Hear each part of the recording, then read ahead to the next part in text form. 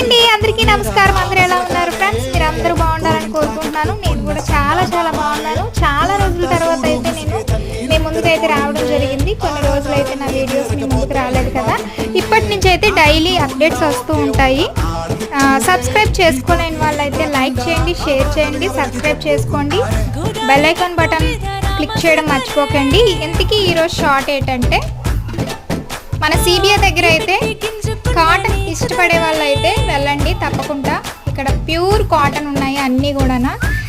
నేనైతే ఇక్కడ towels, shirts తీసుకున్నాను, చాలా బాగున్నాయి.